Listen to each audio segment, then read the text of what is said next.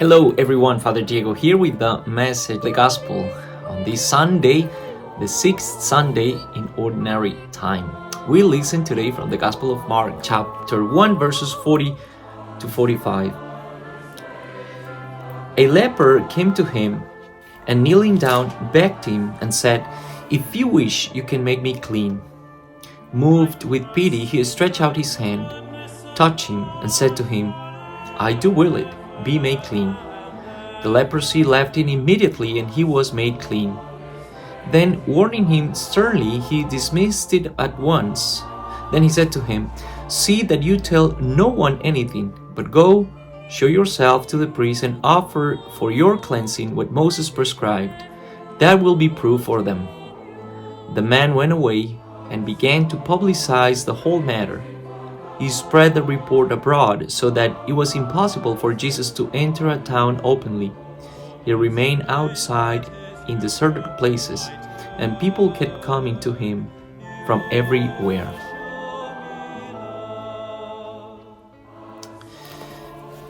All right, one of the most dramatic and shocking healings Jesus performs in the gospel is the healing of lepers, or the healing from leprosy. Leprosy was the name of, different illness and sufferings, affections of the skin.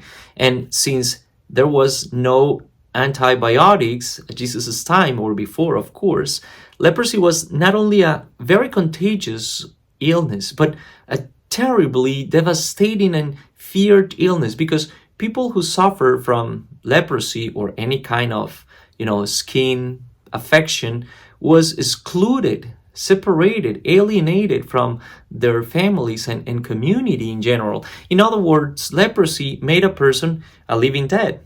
Awful, right? So there is a contrast that this gospel wants to present with this narrative, with this healing. Up to this point, the Gospel of Mark has told us that Jesus is going around, preaching the good news of salvation, the good news of the kingdom, casting out demons and healing the sick.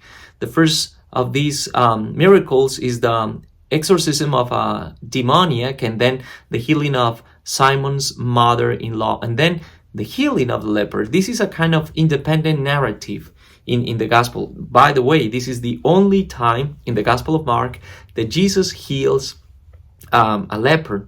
So there are some specific elements in this narrative, such as the recognition of Jesus as divine, the leper kneeling in front of him and begged him to be cured, to be healed.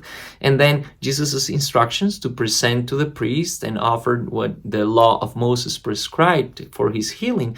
And, towards the end of the story, the warning to keep the secret about the miracle, the messianic secret, another theme in the gospel of Mark. But all this story, and this is the contrast that the gospel wants to present, all this story serves the purpose of presenting the life-giving power of Jesus, right? That meets people when they are on the edge of their lives, whose integrity and dignity are at risk, right? So many situations push people to the edge. Many circumstances can destroy and ruins people's life forever, right? Many people are living like zombies because, different struggles, addictions, illness, and even the burden of being rejected because of, all mistakes, right? Therefore, the leper in the story represents our own life when we are on those situations, right? When we are in a dreadful situation, when our lives at a risk of losing our integrity, our dignity, the value and the meaning of our existence. But the life-giving power of the Spirit comes to restore what is, damaged, and to give us back the original dignity God has given us in our creation. Are you going through a circumstance or a situation in which you're kind of you're feeling that you're losing your dignity, your value, the meaning, the purpose, even, the desire to live? Are you on one of those situations? So ask Jesus, because he wants He wants to restore our dignity. He wants to give us back the life that, again, for many reasons, we go losing. And that's the good news of salvation that Jesus is proclaiming around, not only proclaiming by words, but also by deeds. And that's the good news of salvation that the church keeps proclaiming in this world, the restoration of people's dignity, especially when they're in, on the edge of their lives. That's our task as disciples of Jesus, restoring people's dignity, right?